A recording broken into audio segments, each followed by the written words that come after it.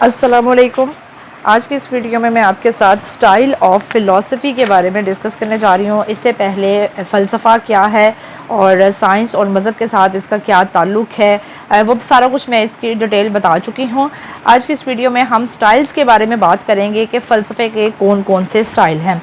तो आपको पता ही होगा, और जिनको नहीं पता वो ये जान लें कि फ़लसफ़े के 3 स्टाइल हैं। बेसिकली इसके 3 स्टाइल होते हैं। एक इसका स्टाइल है जी स्पेकुलेटिव फ़िलॉसफ़ी, जिसको हम कियासी फ़लसफ़ा भी बोलते हैं। इंग्लिश में कहते हैं जी स्पेकुलेटिव फ़िलॉसफ़ी।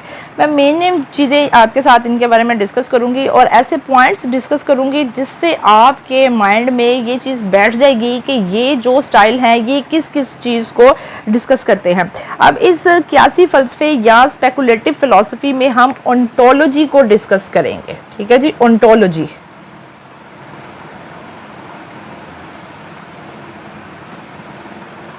ठीक हो गया। एक तो ओंटोलॉजी को डिस्कस किया जाएगा और दूसरा इस स्टाइल में जो फिलोसफर है वो चीज़ों को एज अ होल देखेगा।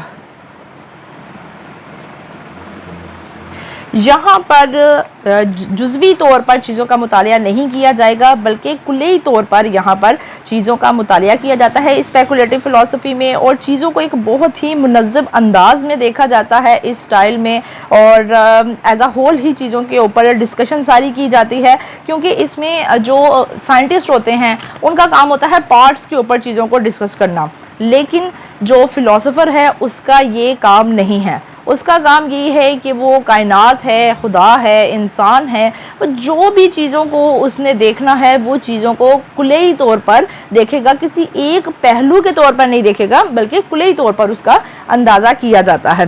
तो ये होती है जी स्पेकुलेटिव फ़िलॉसफ़ी, जिसको कियासी फ़लसफ़ा कहते हैं।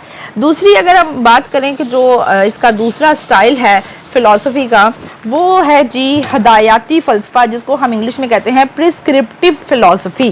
ठीक है जी, प्रिस्क्रिप्टिव फ़िलॉसफ़ी।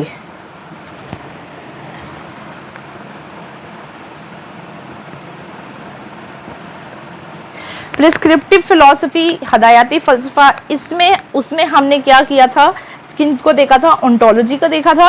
अब यहाँ पर प्रिस्क्रिप्टिव फ़िलॉसफ़ी में हम एक्सियोलॉजी को देखेंगे। इसमें एक्सियोलॉजी को डिस्कस किया जाता है। इसमें क्या क्या आ जाता है अब आगे एक्सियोलॉजी में, राइट एंड रॉन्ग ये देखेंगे, ठीक क्या है, गलत क्या है, अच्छाई क्या है, बुराई क्या है, ब्यूटी के बारे में वो चीज़ों को इसके अंदर डिस्कस किया जाता है प्रिस्क्रिप्टिव फ़िलॉसफ़ी में। बाज़ फ़लसफ़ियों का ख्याल होता है कि जो खूबसूरती है या जो ब्यूटी है वो किसी चीज़ में नहीं होती, बल्कि वो इंसान की सोच में या रवैये के अंदर मौजूद होती है, इसीलिए हमें बाकी सारी चीज़ें भी अच्छी लग रही होती हैं। अक्सर आपने देखा होगा ना, कोई आपकी तारीफ़ करे तो हम कहते हैं नहीं जी ये इस चीज़ की खूबसूरती नहीं है, ये तो आपकी नज़र का कमाल है कि आपने इसको इस अंदाज से देखा। तो ये फ़लसफ़ियाना सोच है इस बारे में कि खूबसूरती किसी चीज़ में नहीं है, बल्कि खूबसूरती उस इंसान की सोच के अंदर होती है, उस इंसान के रवैये के अंदर होती है, जो चीज़ों को वो खूबसूरत अंदाज से देखता है। तो ये दूसरा स्टाइल है जी फ़िलॉसफ़ी का प्रिस्क्रिप्टिव, जिसको हम हदायती फ़लसफ़ा भी कहते हैं। अब जो तीसरा इसका स्टाइल है वो है जी एनालिटिकल फ़िलॉसफ़ी। तीसरी क्या है जी, एनालिटिकल फ़िलॉसफ़ी।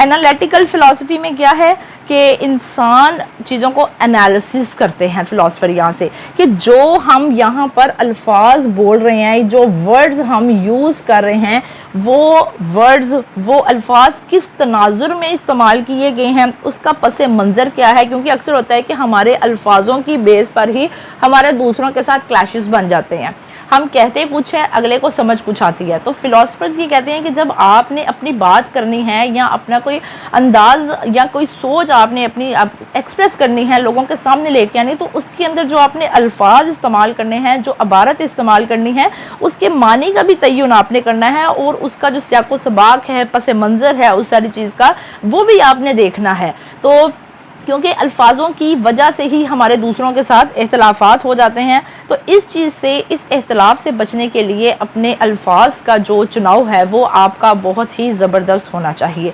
तो ये जो 3 स्टाइल्स हैं फ़िलासफ़ी के, स्पेकुलेटिव, प्रिस्क्रिप्टिव और एनालिटिकल फ़िलासफ़ी, इसको हम जो एनालिटिकल फ़िलासफ़ी है इसको तहलीली फ़लसफ़ा भी कहते हैं।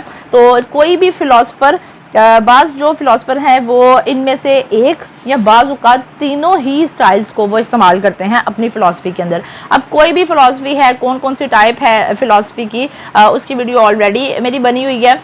मैं मज़ीद इनके ऊपर वीडियोस भी बनाऊंगी, तो आप मेरे चैनल को ज़रूर सब्सक्राइब कीजिएगा ताकि आपको वीडियोस के नोटिफिकेशंस आते रहें और आपको इन चीज़ों के बारे में इंफॉर्मेशन मिलती रहे। तो जो भी फ़िलासफ़र है, जो भी अपना फ़िलासफ़ी के अंदर जो स्टाइल यूज़ करेगा वो या तो इनमें से कोई एक स्टाइल यूज़ करेगा या कभी कभी वो इन तीनों स्टाइल्स को यूज़ कर लेता है जो फ़िलासफ़र होता है। Thank you so much. अल्लाह हाफिज़।